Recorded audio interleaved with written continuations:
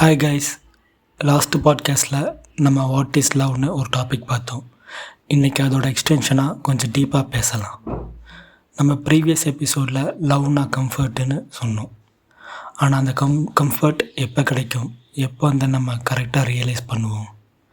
பாருங்கள், நம்ம பருவ மாற்றம் வந்த உடனே ஒரு குறிப்பிட்ட ஏஜ் வரைக்கும், எஸ்பெஷலி டீனேஜ்லேருந்து மிட்-20s வரைக்கும் ஆப்போசிட் ஜென்டரை பார்த்து ஒரு ஃபீல் வரும்.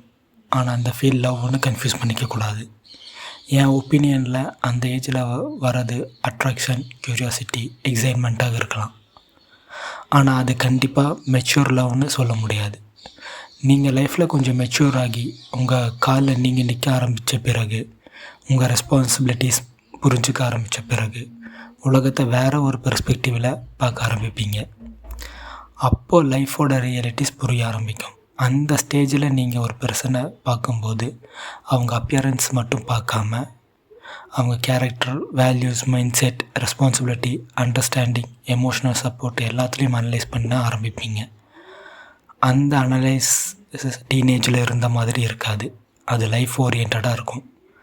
அப்போது ஒரு பர்சன் உங்கள் லைஃப்பில் பீஸ் கொடுக்குறாங்க, கம்ஃபர்ட் கொடுக்குறாங்க, ஜட்ஜ்மெண்ட் இல்லாமல் புரிஞ்சுக்கிறாங்க, உங்கள் க்ரோத்துக்கு சப்போர்ட் பண்ணுறாங்கன்னா அந்த ஃபீலிங்க்கு தான் நான் லவ்னு பேர் வைப்பேன். எனக்கு தெரிஞ்ச வரையில் ரியல் லவ்னா ஏஜ் மேட்ரு இல்லை. ஆனால் மெச்சூரிட்டி வந்த பிறகு அதை புரிஞ்சுக்கிறதுக்கு சான்ஸ் அதிகம். இப்போது இந்த ப்ராசஸ் புரிஞ்சவங்களுக்கு சில பேருக்கு ஆஸ்ட்ராலஜியும் ஃபாலோ பண்ணுவாங்க. ஆஸ்ட்ராலஜி மேலே நம்பிக்கை இருக்கவங்களுக்கு நம்ம முன்னோர்கள் சில ராசி காம்பட்டபிலிட்டிஸை பேட்டர்னை நோட் பண்ணி சொல்லிட்டு போயிருக்காங்க. ஒரு ஸ்மால் இன்ஃபர்மேஷன் சொல்கிறேன். இது என்டர்டெயின்மெண்ட் மற்றும் ட்ரெடிஷ்னல் பிலீஃப் பேசிஸில் மட்டும் எடுத்துக்கோங்க. ஓகே, இப்போ நான் அது என்னென்ன காம்பட்டபிலிட்டிங்கிறத ஒரு லிஸ்ட்டை நான் சும்மா ரீட் பண்ணி காட்டுறேன். சப்போஸ் நீங்கள் மேஷமாக இருந்தீங்கன்னா உங்களுக்கு பெஸ்ட்டு காம்பட்டபிலிட்டி துலாம்.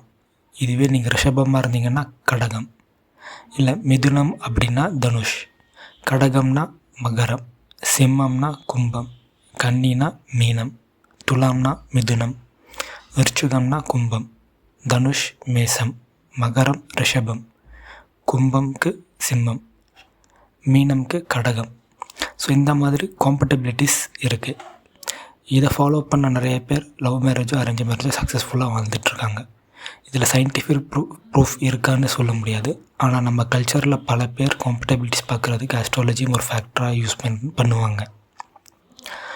ஆனால் நான் சொல்கிற வரை முக்கியமான விஷயம் என்னென்னா, லவ் பண்ணுறீங்களோ அரேஞ்ச் மேரேஜ் பண்ணுறீங்களோ ஆஸ்ட்ராலஜியும் பார்த்துக்கோங்க. எண்ட் ஆஃப் த டே உங்கள் லைஃப்பில் peace, respect, understanding, trust and happiness தான் முக்கியம்.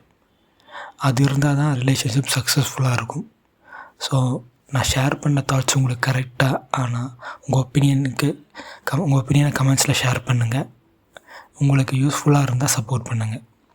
See you on the next episode. Tata, bye bye.